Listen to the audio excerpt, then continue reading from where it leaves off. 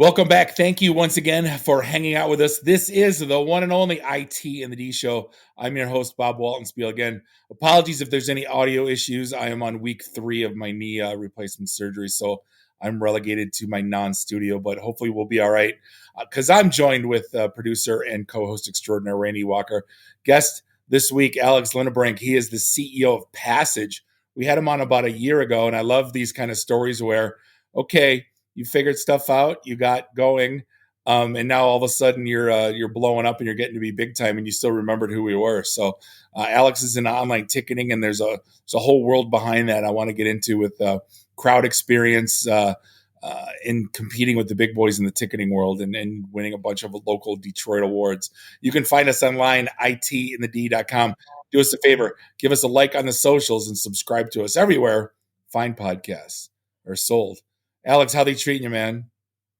Good. Yeah, the year has been good for us. We're enjoying getting into the winter. I wish the weather would hold off just a little bit here, but going well, and glad to see that you're up and around here.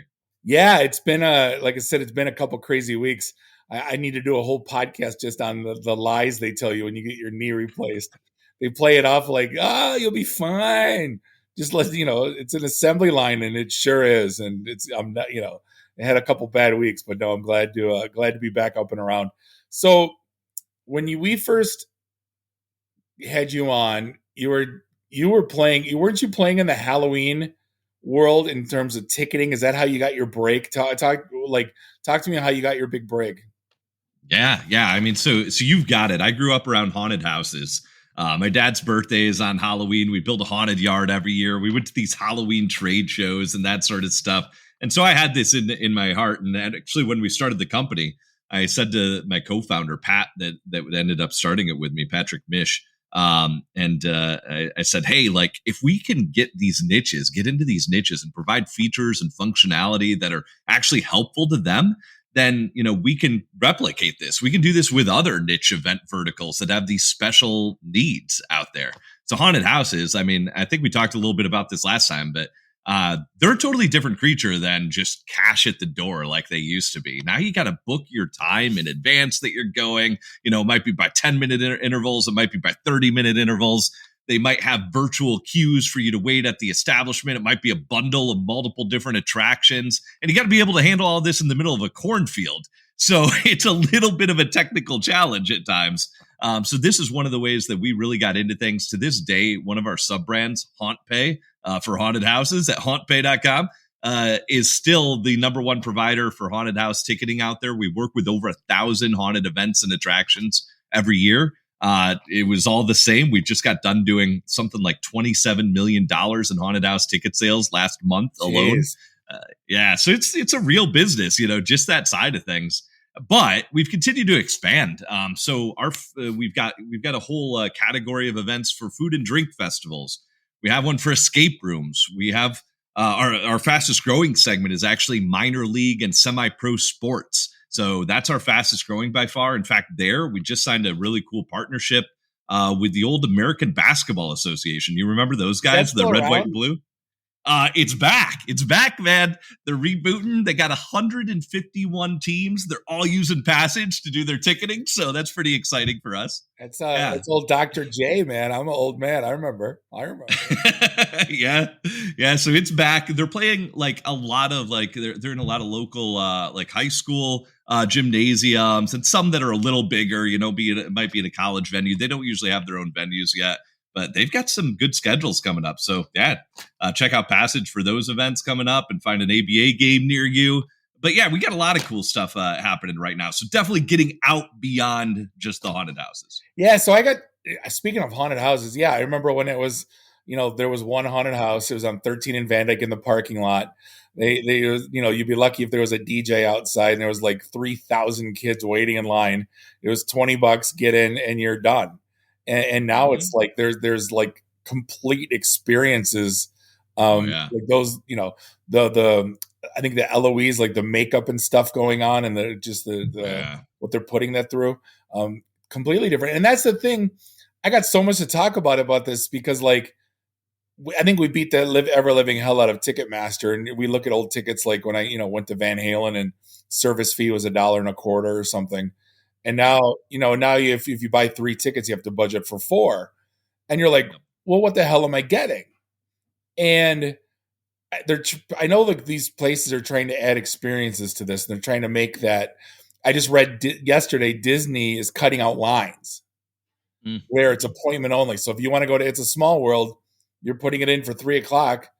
Your ass better be there at 3:00, and you're not waiting in a line for an hour, which to me is fantastic. That's half my day at Disney was sitting in line.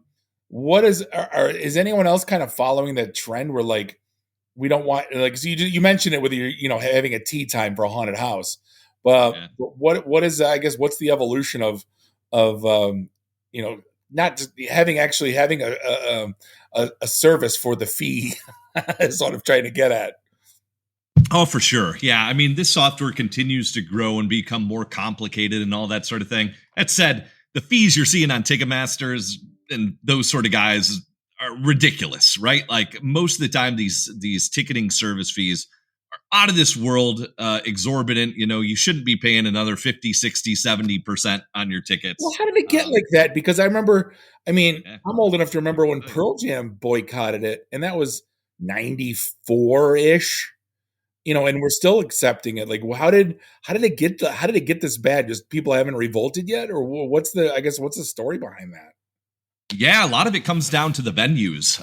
So that side, the venues and the promoters, which really hold a lot of power here, a lot more than the artist, because a lot of times the artist ends up just getting a contract, right? Especially the big artists, they're not revolting against it because they get a guaranteed contract. And, Ticketmaster or a talent company like Live Nation, which, same company right now, whole other story. They never should have been allowed to merge way back in the 90s there, but so be it. We're here today. So they get a contract. They don't care that much because they're not actually getting every ticket sale. So they're just going along with whatever those guys tell them, and they don't get their contract if they don't go along with it. But the reason for those fees to start with, where a lot of that goes, is kickbacks to the venues. So ticketing companies, Ticketmaster originally, they started this a long time ago. They said before online ticketing was a thing, they started going to venues and saying, we're going to take over your ticketing. We're going to put it on this thing called the internet. We're going to get you exposure like you've never had before. We're going to sell your tickets for you, and you're going to get 100% of that ticket price. You were selling your tickets for $40 a piece. You're going to get that $40. All you got to let us do is add on a fee here. And here's the crazy thing. We're going to give you $500,000 to do what you want to upgrade your venue. And you just got to stick with us for the next 3 years and let us continue selling you out. And so they do that. And then these guys would come back and they're like, after a couple of years, and they're like, man, this has been a great relationship. We're really glad we worked with you. Do you have any more of those $500,000 checks? And of course, Ticketmaster's like, yeah, we got a bunch of those $500,000 checks. We could make it even bigger this time. All you got to do is you got to extend that to 4 or 5 years now that you're working with us. And by the way, we're going to up that service fee a little bit more again, and up a little more and a little more. And that's how it got to the point where it's those 50, 60, 70% of your ticket price there. It's relationships like that happening on the back end, which the problem with that is transparency, right? Sure. Like the consumer doesn't know where that money is going. And a lot of times the artist doesn't know where that money is going, which is frustrating to them too. But see, as long as they're still getting paid. But if you told me, hey, you're going to do a $20 service fee, and guess what? This goes towards making sure that Pine Knob has the greatest technology on the planet, I would get kind of fired up about it. I'd be like, okay, dope. Like, I just don't want it to go in some dirty corporation's back pocket with no costs, right? Yeah. Because like pre-internet, when I bought a ticket, we would go in line at Harmony House or at Hudson's at the mall, and we would buy the ticket. But I just figured that money went towards them putting someone in the booth. You got to pay somebody to work there, and it wasn't that exorbitant, so we didn't really care. But like I said, nowadays, if they would like transparency, man, like they really, again, I wouldn't feel bad if it went towards, like, you know what, St. Andrews Hall, the floor is going to cave in. We have to fix this venue. If you love this venue and you want the best PA sound on the planet, that's what this fee go towards. And you'll be like, oh, cool, I'm down. But they never did it. Why list the fee separately instead of just increasing the ticket price? I mean, right? Like that's where it should be. That's what should be happening there in my mind. And that's why we play it differently. We're at 2.5%. They're at 50, 60%. We provide a very different service than a Ticketmaster too. So that's not really a directly fair comparison there, but we're a third of what Eventbrite prices are. That is a fair comparison. We're in the same realm as Eventbrite. So yeah, I totally agree with you, Randy. That's what should be happening. You should see them adding on that fee, or it could be listed, it could be included in the price, but it should be very transparent there, or just, going to that venue. And then I don't care if it's separated from the venue from the artist. Like I don't mind that. That's some cool, yeah, that would be cool inside to see. Look. Artist gets as much, venue gets as much. Randy, it's probably taxes and accounting, man. Like, IRS, like I bet you there's so much behind it that none of us will have It's never that clear. Yeah, unless that's what we should have brought an accountant on that knew this stuff, that knows tax law for concert tickets. Next time. Yeah. If there's anyone as far as that, go ahead. Oh, yeah, I was just saying that. Yeah, I mean, I agree with all this, but as far as the experience goes, that's where I think this came from originally. Yeah. You're like, why are our fees so high? What are we getting out of it?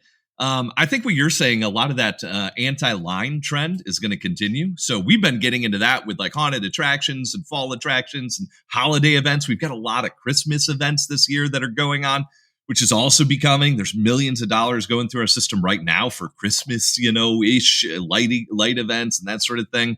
And those are really cool as well. And one of the big things that we've been doing there, the evolution of that time ticketing and picking your time slot, has become virtual queues. So it's similar to what you're talking about with Disney, but on a smaller scale and one that's more accessible by companies that don't have billions of dollars in budget, right? Sure.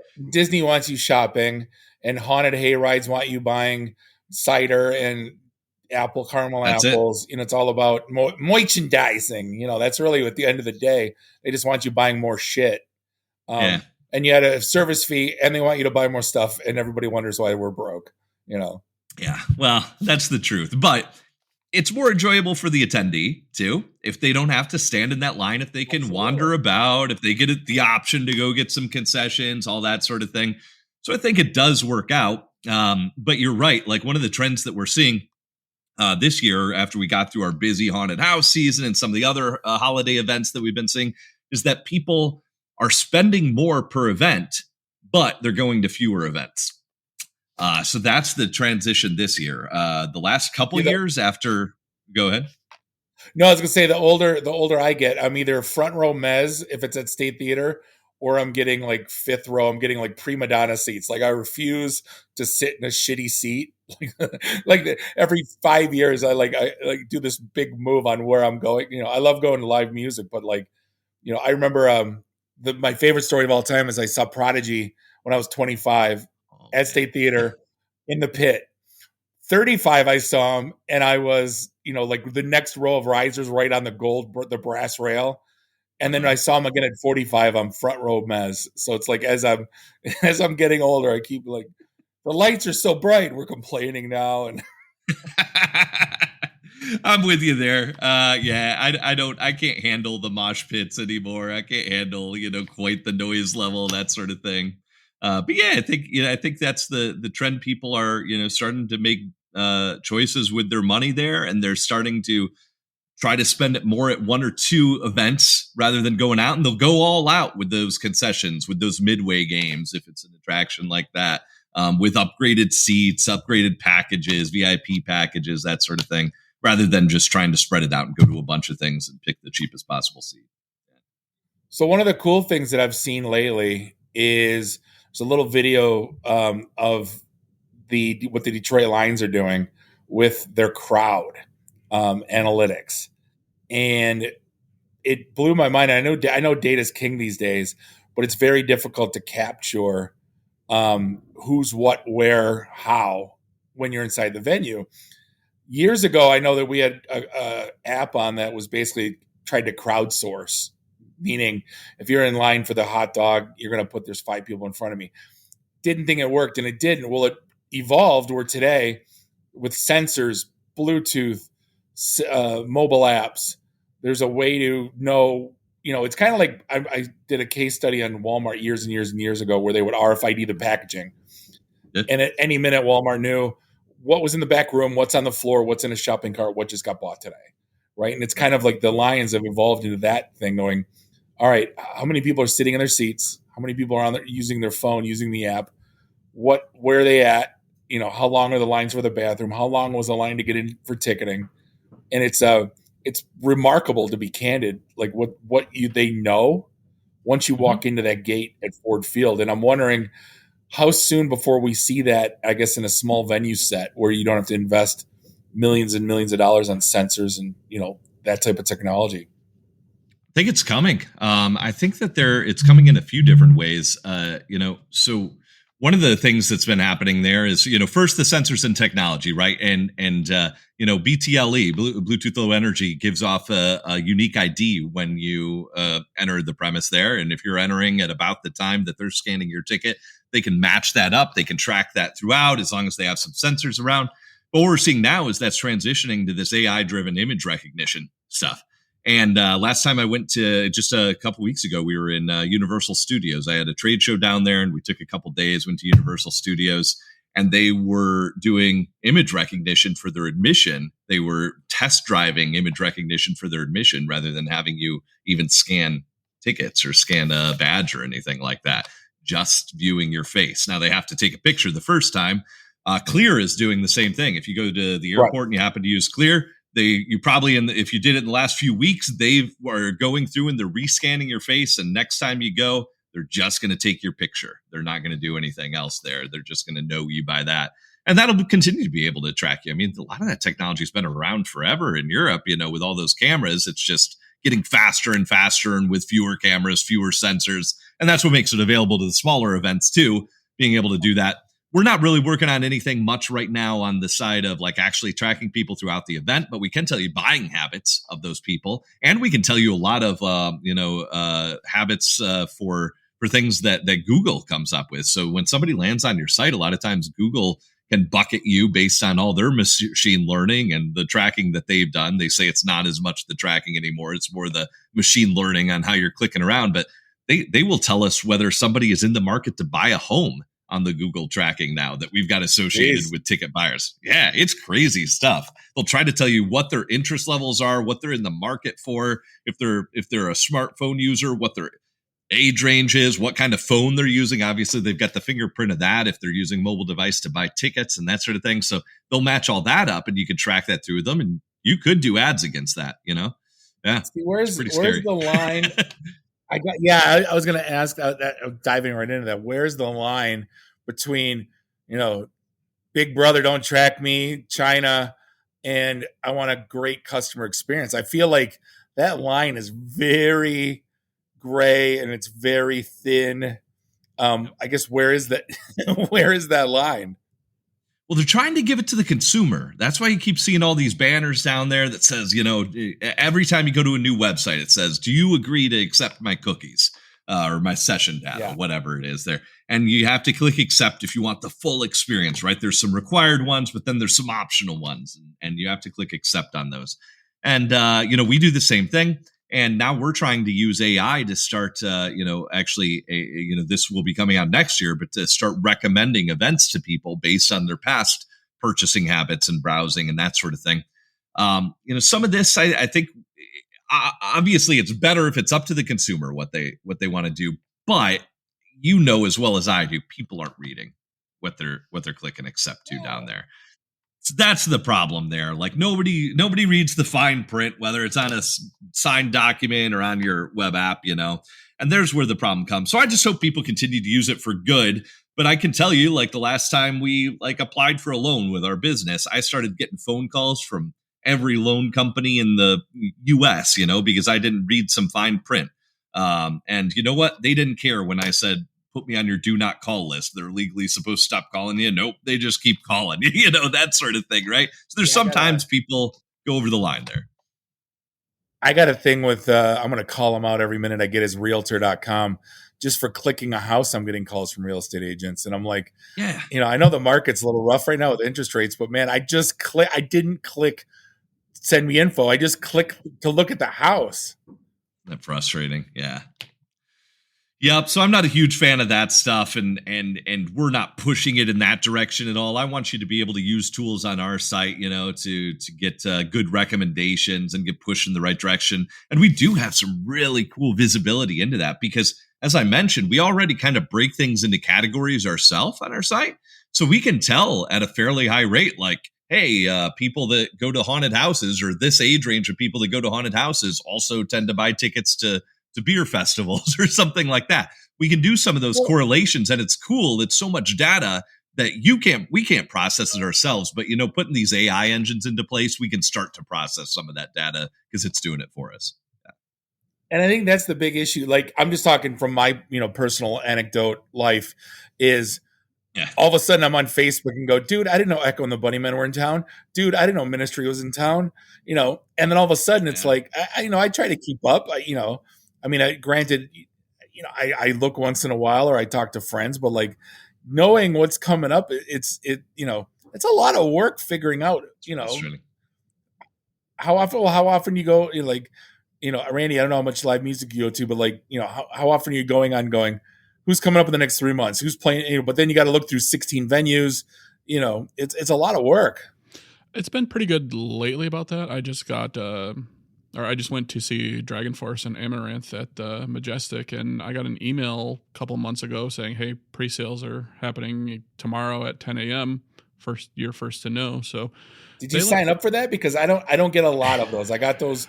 I think when I bought my wife Duran tickets, I think I got emails for that. I don't remember signing up for that specifically, but they're only emailing me about bands that I would be interested in. Like, I got another email saying that Elven King are coming up, and those are groups I'm interested in. So I'm not getting general purpose, hey, look at this weird Swiss yodeler that's coming or anything like that. Right. What's wrong with Swiss yodelers? And dear marketers, we like those kind of emails. So please send us more of those and less of other stuff. I don't know how we can get that across better. So you guys just celebrated a milestone, Alex. You guys, 8 million tickets sold? Yeah. Since we started, 8 million tickets. That's a lot. I mean, you just think about, especially if you're doing small venue, it's only a couple thousand per. You know what I mean? It's not like you're selling out Ford Field, or you're not selling. You know what I mean? You're not in that world yet. And when we had you on June 2022, you were at your 6 million milestone. Or was that 5 million? Somewhere around there. Yeah. It was probably 6 million, probably right around there. Yeah, we've ramped up. This year we'll hit about 2.2 million in tickets sold. So yeah, It's definitely ramping up. Yeah. Next year we'll be at 10 plus, et cetera, et cetera. And you're right. A lot of these are small venues, a lot of events doing 100 or less people at an event, not huge stuff. Some of the sports we're doing are starting to get, bigger and bigger, but a lot of our stuff is really small. So that's a lot. And we feel honored to be there. I mean, it means we're doing something right with it, I think, at that point. Yeah. I'm surprised you're not like, not to call them out or you out, but like DCFC, Jimmy John's. There's a lot of, hockey, the hockey up in Plymouth. There's a lot of, is it that you've tried and they've said no, or what's with some of the local big, the bigger names here locally? Yeah, I mean, DCFC is a great one. So we actually had a long-term partnership with them. And for their men's team, they switched leagues again recently. So actually last year, just this year, they had to move away from us for that one because they were part of a league that SeatGeek sponsored. Back into where does the money go? They didn't have a choice, not DCFC's problem. But we're still doing ticketing for another side team that they have in the PASL, which is another league that we signed recently. We signed an agreement with, and we're doing all the ticketing for all the Premier Arena Soccer League teams. So it's kind of a winter league, arena style league. It's a little bit faster play than normal soccer. So yeah, I mean, that's one that we've worked with, and we've had a good chance to work with a lot of other decent size, soccer teams and baseball teams. We don't currently work with Jimmy John's, but, we'd love to in the future. Hey, Jimmy John's, give us a call. But we have a lot of other stuff locally, so I can't complain too much. I have a lot of festivals going on, a lot of other stuff that we work with locally. One of my favorites is actually Go Comedy in Ferndale. It's not too far away, but if you ever are looking for a comedy show, man, go up there. We worked with them for years. I just love improv comedy. I went through their classes a long time ago. I'm an improv nerd, so love that stuff. Yeah. I may or may not have done a 10-minute set there, and told a story, that they highlighted and put on YouTube with my full name. It's not like I'm Bob Smith. I have a very unique last name.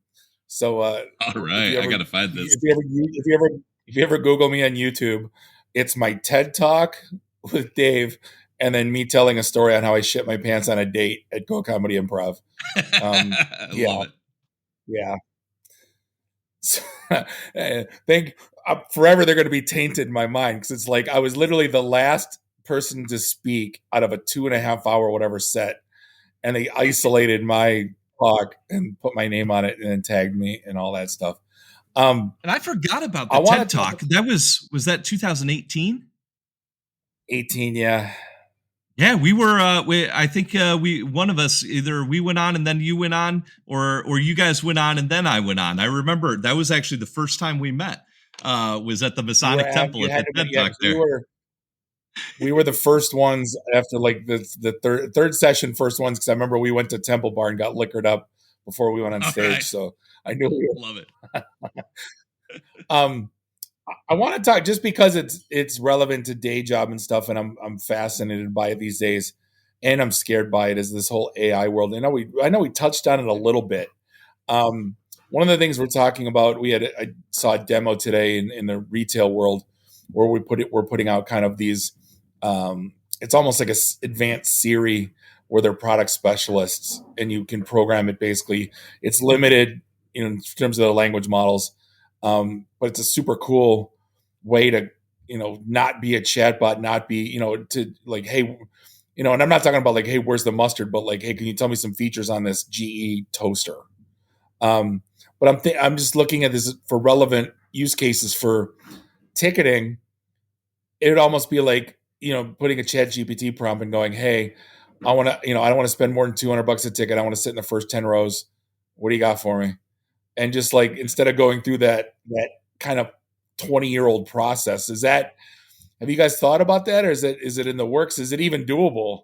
Or am I in a, 100% doable. 100% doable. 100% coming. I can't tell you exactly when on that part. That one is a little bit farther down the line, but we do have one cool feature that's on the other side. So we've got two sides we deal with. We deal with the ticket purchaser, but we also deal with the event organizer.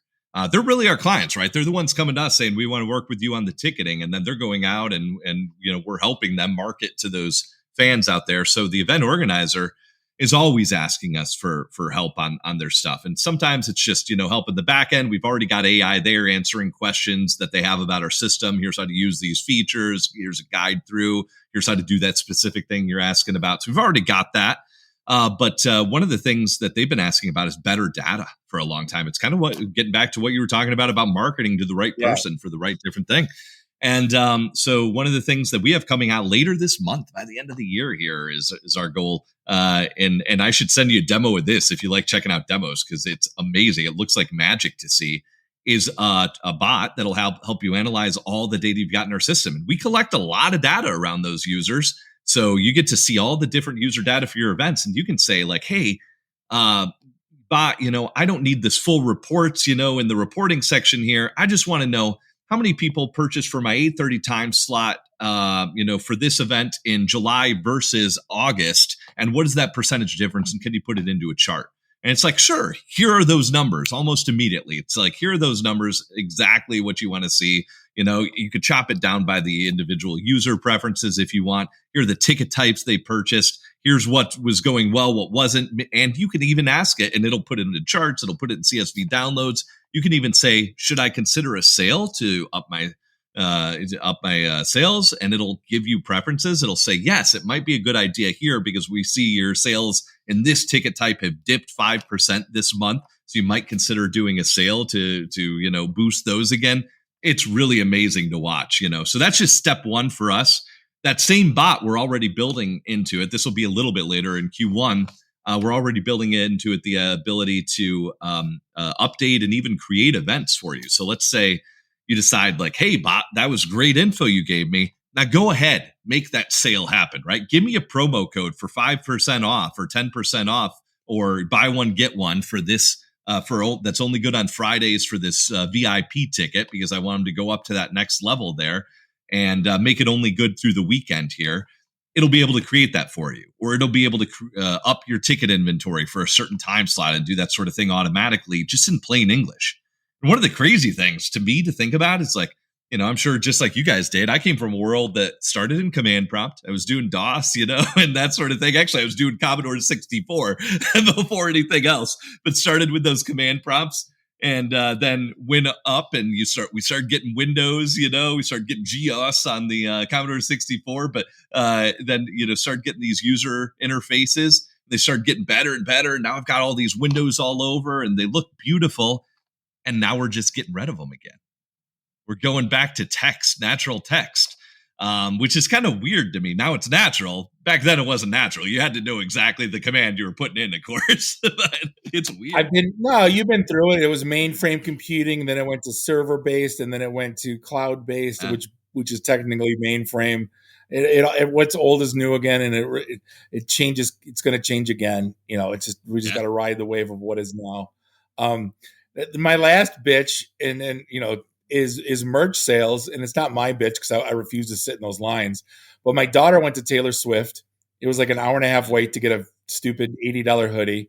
My other daughter went to Weezer. It was like, I think she said she waited an hour for why is it when you buy a ticket you can't say I would like this shirt in this size, and then it's like pre-orders right here, and you walk up and you grab your shit and you go to your seat. Like, to me, it seems like a no-brainer. Why hasn't anyone looked into it? I have no idea. Yeah, so we do that. I feel like you're setting me up a little bit on that one, but we do that. No. We do that. We love it. No, that's one of the things we got off on the start. We were frustrated when we started looking at haunted houses and then these other specialty event categories that we were dealing with. We didn't go after music right away. We work with some music now, but originally we looked at a bunch of different categories, and we were like, what are the complaints that we're seeing here? And a lot of them were that they were smaller events, right? A haunted house happens part of the year. These guys usually have day jobs the rest of the year. They're smaller events. They don't have a full ticketing staff, all that sort of thing. And into the other events, a lot of the other events we work with, even minor league sports teams, a lot of times it's one guy running it on the side, that sort of thing. And then they don't want to deal with all these different vendors. They don't want a separate merch company. They don't want a separate payment system for concessions. They don't want online versus at the door to be separate companies. They want one trusted partner that can do it all. And so we came to them and we said, I came from a payments background. I ran a payments company before this. We did like all the credit and debit card payments for Quicken Loans, and when it was Quicken Loans, Rocket, Cleveland Cavaliers, a lot of the Dan Gilbert stuff and some other stuff. So you did a little bit for Caesars. We did a lot of different stuff. And when I got out of this and came into this, that was one of the things I looked at. I'm like, we want to do all payments, not just online ticket sales. And we want to help be that trusted source. And it's worked. A lot of people, will then ask us like, hey, can you build us a website too? Could you do this? And we have to at some point start referring them outside of us. But that was one of the things we thought would be a lot easier to start with. We have a full point of sale system to handle that stuff at the door and tell you how many t-shirts you got to bring with you, because that's the amount that were pre-ordered online, all that sort of thing. You can just go pick it up with the same ticket that you use to gain entry. You can scan that again at the merch booth and they'll give you your items. So it is all there. I think that's coming down the line, but it's a lot easier at the small level actually than the big level for that one. Because at the big level, they like having separate partners that they can get to bid to work with them, on that top tier level, So, they can't just do stuff on their own. Yeah. It's funny. All my complaints you've already solved, so I can't complain anymore. Alex, we're going to cut you loose. I just want to congratulate you on your continued success. Keep pushing the envelope. It's great to see not just that you're doing well, but you're actually you're innovating and you're changing the game, and I freaking love it. I love everything about it. So wish you nothing but the best, and I thank you for your time. Oh, appreciate it, guys. Thanks a ton, Bob. Thanks a ton, Randy. You guys are doing God's work here as well. Love the show. It's amazing the info you bring to the tech community here. Yeah. Thank you. Appreciate it. Alex Linebrink, CEO, Passage. You can find him gopassage.com or in our show notes that we will publish on Thursday. But on behalf of Bob and Randy, do us all a favor. Drink up your drinks. Get your phone numbers. You don't got to go home. You just got to get the hell out of here. See you next week. Drive careful. Beat it.